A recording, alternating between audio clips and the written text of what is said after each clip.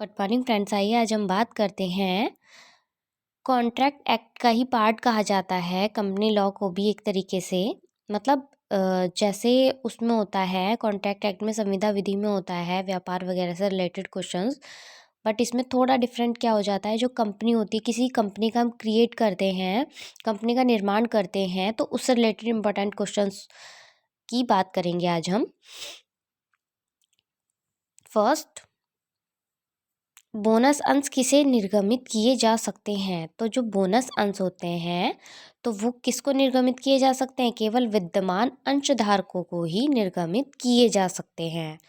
तो देखिए, जो आपने सुना भी होगा कि शेयर्स होते हैं, पार्ट्स जो होते हैं, मतलब किसी किसी के किसी भी कंपनी में जैसे, तो उनको हम क्या कहते हैं? बोनस अंश कहते हैं, है ना।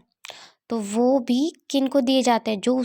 जो व्यक्ति उस कंपनी से जुड़े होते हैं, जिनका अंश शेयर होता है उसमें, ठीक है, उन्हें ही बोनस अंश दिए जाते हैं। अधिकार अंश किसे प्रस्तावित किए जाते हैं? तो देखिए, यहाँ तो बात हुई थी बोनस अंश की, बट अब यहाँ पे बात होगी अधिकार अंश की। तो वो दिए जाते हैं वर्तमान अंशधारकों को। अधिकार अंश होता गया है, तो देखिए, जो किसी भी शेयर पे हमारा जो अधिकार होता है उसको हम नाम दे देते हैं अधिकार अंश का, ठीक है। और नॉर्मल सी बात है, जिसका भी जो भी एक अंशधारक होगा वर्तमान स्थिति में, प्रेजेंट में, तो उसको ही अधिकार अंश प्रस्तावित किए जाएंगे। प्रस्तावित का मतलब दिए जाएंगे, ठीक है।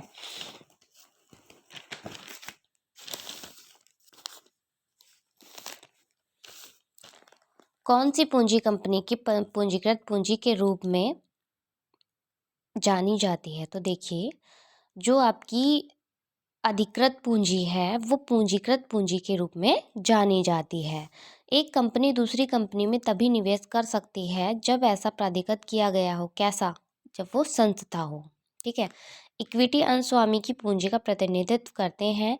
एक इक्विटी अंशधारी क्या होता है? कंपनी की आय और संपत्ति पर अवशिष्ट दावा करता है। किस पर? आय और संपत्ति पर।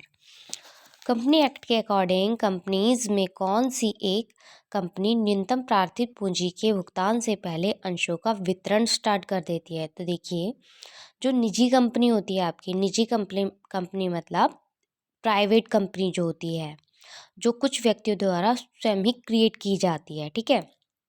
एक तो आपकी होती है निजी कंपनी मीन्स प्राइवेट कंपनी, और दूसरी होती है आपकी गवर्नमेंट कंपनी, ठीक है। वे अधिमान अंश जिन्हें अतिरिक्त लाभों के भाग लेने का अधिकार प्राप्त नहीं होता, वो किस श्रेणी में आते हैं? तो देखिए, वो आते हैं लाभ रहित अधिमान अंश।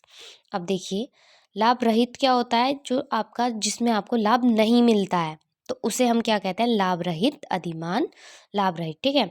तो अब ये टोटली मिला के क्या हो गया? वे अधिमान अंश जिन्हें अतिरिक्त लाभों में भाग लेने के लिए अधिकार प्राप्त नहीं होते हैं।